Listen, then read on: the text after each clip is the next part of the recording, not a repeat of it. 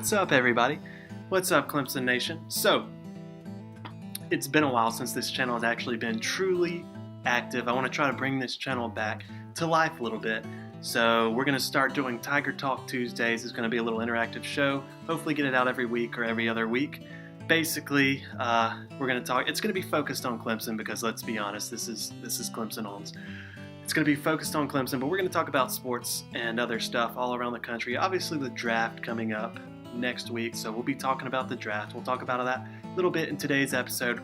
We'll have visitors on here sometimes, and I want this to be interactive, so I want you guys, if there's any questions you want about anything sports related, anything like that, any questions, leave them in the comment section. They'll be answered next episode a week later. Today we're going to talk about the draft coming up a little bit, specifically which quarterback should be taken first. Y'all know who I obviously think it should be, but we'll look at this a little bit. And also we're going to look at, state pride. If y'all know anything about what's been going on in the Carolinas lately, the national champion in football, basketball, baseball, and I guess we'll say women's basketball, because we'll count that, even though I'm not crazy about women's basketball, but we'll count it. So the Carolinas have won all of these. They've won all of them. Okay? So it's brought a lot of people to talk about state pride. So we'll get into that a little bit more in a little bit. Talk about the draft first. We'll get into this really quick. We won't talk about it for too long. The draft coming up. We're going to focus on the quarterbacks today. A lot of people have Mitch Trubisky going number one quarterback for a bunch of different reasons. Deshaun Watson up there at number two with Mahomes. On some people, number two, Kaiser in the mix too from Notre Dame. It just blows my mind how people still don't think Deshaun Watson is the best in this class. Now, I completely understand that sometimes great quarterbacks in college don't pan out in the NFL, but Deshaun Watson has more.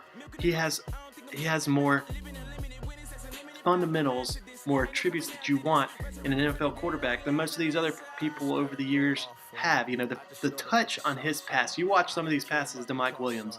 Mike Williams is a great receiver, but the touch he has on these passes all over the field is ridiculous. Now, Mitch came in, his accuracy was very good, 68% this year. 30 touchdowns, 6 interceptions. He's got a lot of tangibles that the NFL people are looking for, but I just don't think he's experienced enough to go number one. I don't think he has the experience. You look at it, Deshaun Watson knows how to win big, but he also knows how to carry a team through times when things look hopeless. Getting down 14-0 Alabama, stuff like that, bringing them back.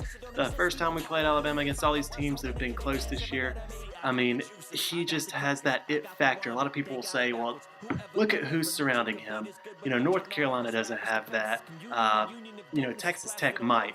But look at who's surrounding him. Look, the same people are saying Clemson will be nothing without Deshaun Watson. Which one is it? Deshaun Watson, great player. He's, without a doubt, number one. I look at Patrick Mahomes, and I don't see – the kid hasn't played a defense. They play in the very offensive-heavy Big 12, and people are rating him ahead of Deshaun Watson. It's mind-blowing. The second he sees what a defense looks like – the kid's good, but let's be honest. Kaiser's not really – I'd put Kaiser at number 4. I'll put Mitch number 2, but Deshaun Watson has to take it. You look at the stats, you look at the little win, you look at, the effort, the experience, all that is it's gonna put him up there over the top in the next few years over these other quarterbacks in this class. I think that Mitch could have a good career. Even one of these other guys could come out and have a good career.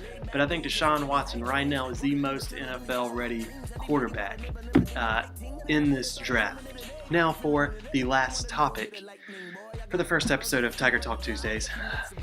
When South Carolina had their improbable run to the Final Four in basketball, there was a lot of talk throughout the state. The state paper put stories out about how Clemson fans were putting aside their differences to pull for the state.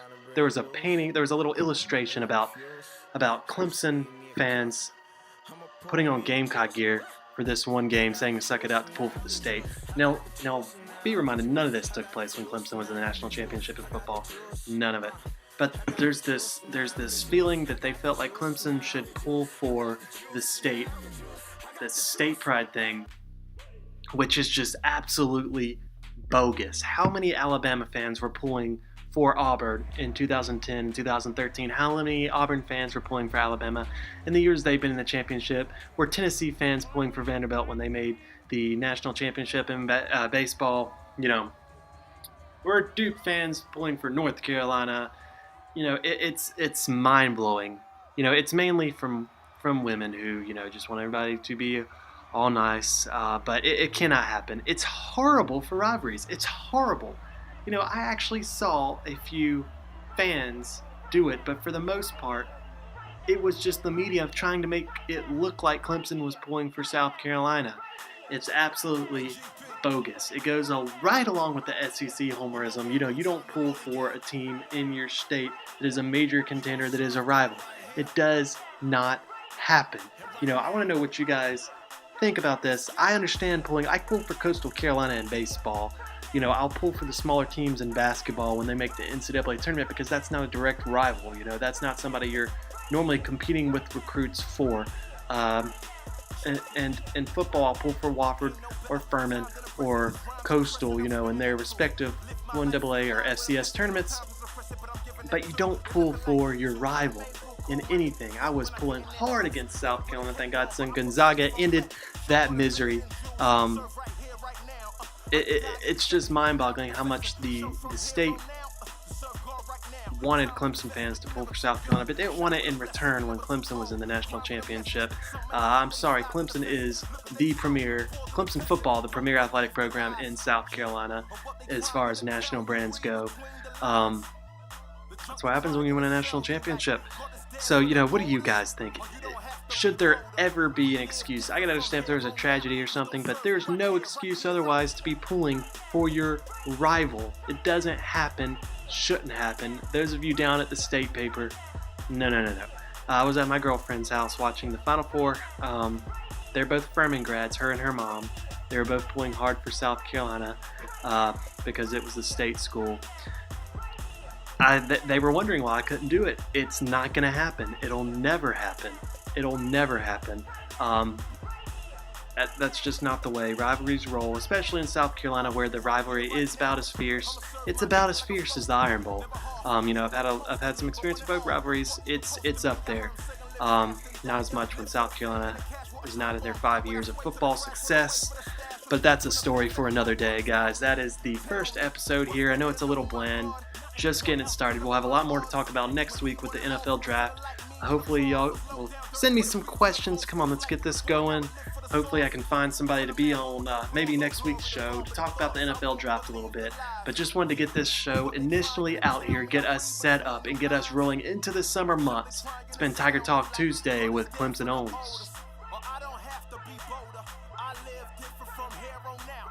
Serve 'em right here, right here, right here.